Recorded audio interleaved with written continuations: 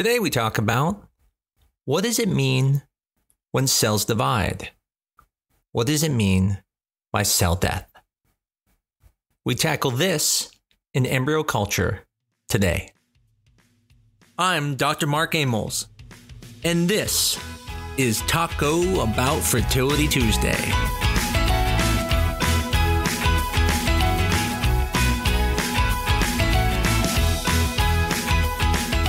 The other day, I had a patient ask me if we could possibly freeze her embryos after they stalled.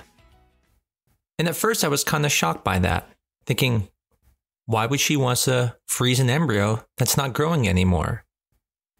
And then I realized most people don't understand that when an embryo stalls, it's actually not alive. But when you think about alive or dead, we think of it from a human standpoint. We think about that we talk, that we move, that our heart goes. But when you're talking about cells, it's a little bit different because we can't see the organelles moving. So the only thing we can do is look at its progression of division. After an egg fertilizes, the cells will continue to divide and keep dividing until a baby is born. When the embryo is in culture, we look at this division to determine if the embryo is growing at the right pace and if the cells are growing in a healthy manner. Today we'll talk about what it means when cells are not dividing as fast. What does it mean if there's fragmentation or asymmetry? And what it means when embryos stall. In the last episode to talk about Fertility Tuesday, we talked about fertilization and what we expected to see on day 1, which is 2 polar bodies and 2 pronuclei. Now, let's start with the next day, which would be day 2. Now, many clinics don't look at embryos on day 2, but I want to at least make sure you understand what to expect if they do. On day 2, we expect the cells to divide to either 2 to 4 cells. That would be a normal number. Then, on day 3, we expect that number to be the 4 to 8 cells. Now, sometimes it may be a little bit behind, or it could be further ahead. And if, let's say, on day 3 there are 12 cells, it's not so much concerning, but it could mean there's an issue. The same thing if there's only 2 cells on day 3, then we would be very concerned that the embryo is not growing or is delayed in growing. Now on the 4th day, the embryo undergoes a transition from being very cellular to then becoming more developed. And this causes compaction into a morula. Because you can't see cells because everything is condensed together, morulas are very difficult to grade. By day 5 or 6, your embryo should be at the blastocyst stage. In this stage, there are cells that are on the outside, which are called trophectoderm cells, which will become the placenta. And then there are cells on the inside, which we call the inner cell mass. Those will develop into the baby. In the blastocyst stage, there are different stages of the blastocyst. When it's very early and compact, when it starts expanding and breaking out of its zona pellucida, which is called hatching. Sometimes blastocysts can take up to 7, even 8 days to become a blastocyst. Now, it is concerning when it's growing slower. As a matter of fact, most clinics won't freeze embryos on day 7 or 8, especially if you're not doing some type of chromosomal testing, such as PGT-A.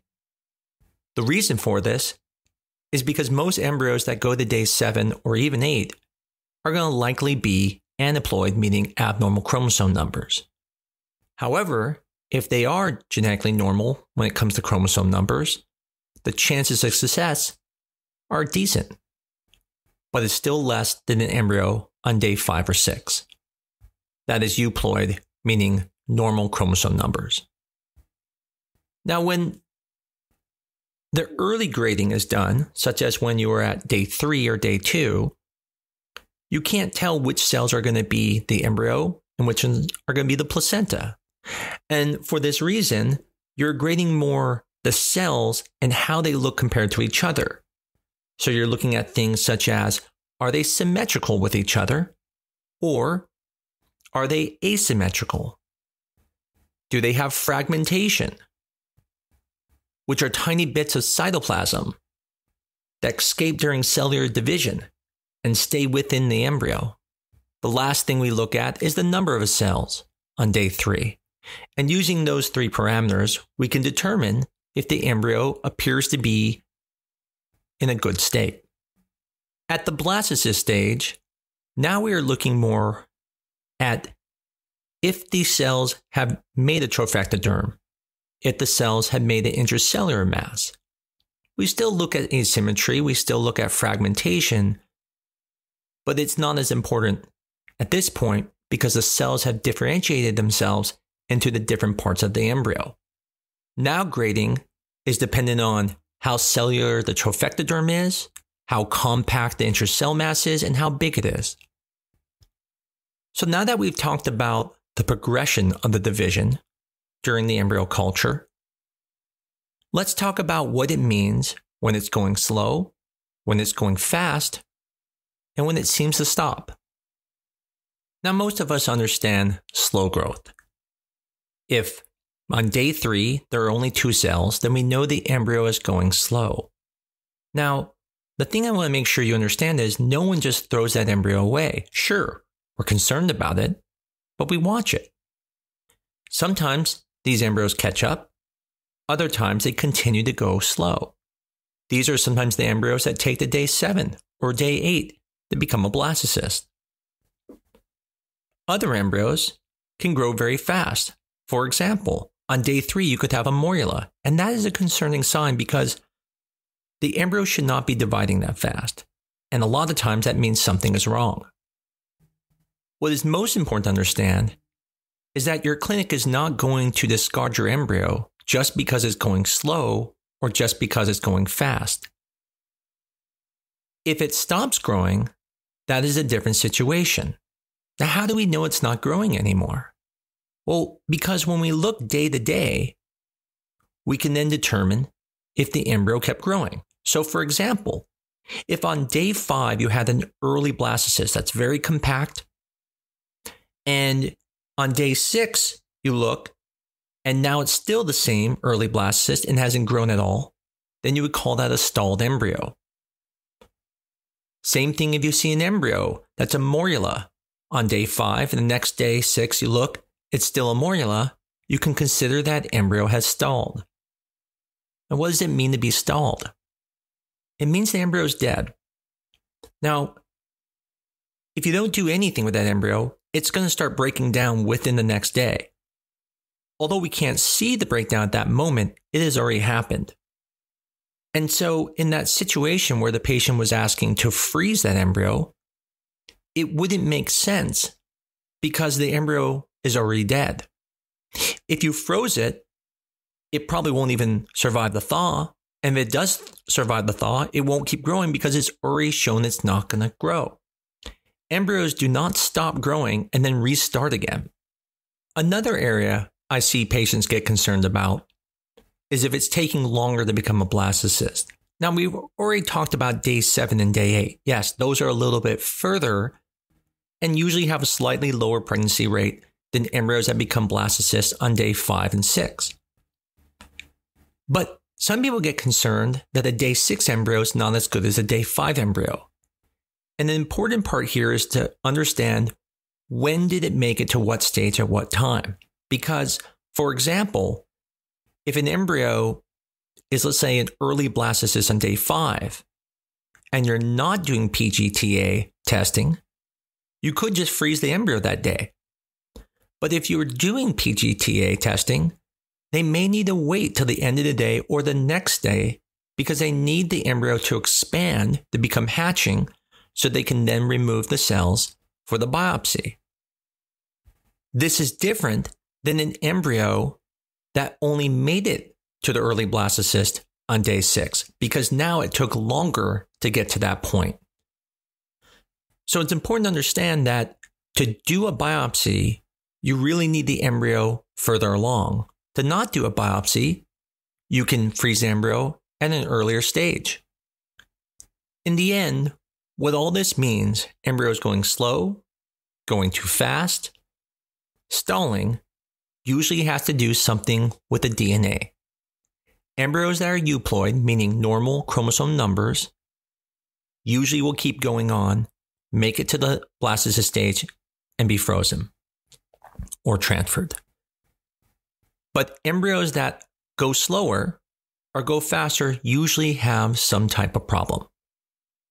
And therefore, although we want to preserve every embryo, freezing an embryo that stalls is not worth it because those embryos are usually abnormal.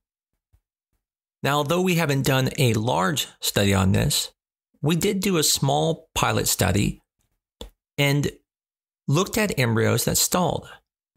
And what we found was that almost all of the embryos that stalled were abnormal. This isn't surprising because that's what we would expect, but at least shows you that those embryos have stalled for a reason. And you don't need to be worried that a potential good embryo is just taking a rest and is about to start growing again.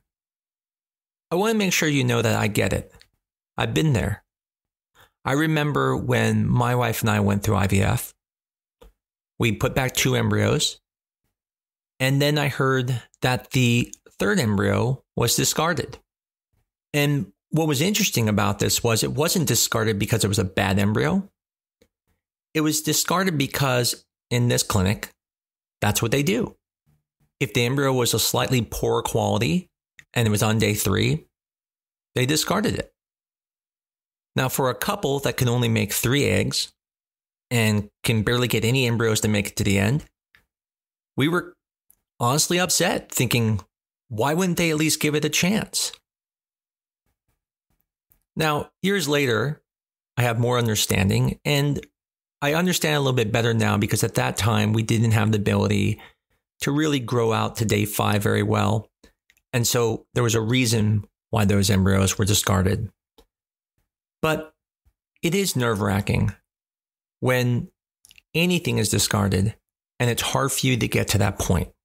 I get that. And so today I wanted to make sure to explain it to you so you understand that if the embryo stalled, it's not alive anymore. And keeping it would do you no good. Obviously, not everything I do is done at other clinics. There may be clinics out there that do discard embryos that are growing slower. I'm not aware of it, but that would be something to ask your clinic. I hope this episode was useful for some people. I know it helped me understand perspective when the patient asked me that. I kind of always assumed patients knew that when the embryo stalled, it was dead, which is why I always appreciate questions because it also lets me know what my patients know. I look forward to talking to you again next week on Taco Bout Fertility Tuesday.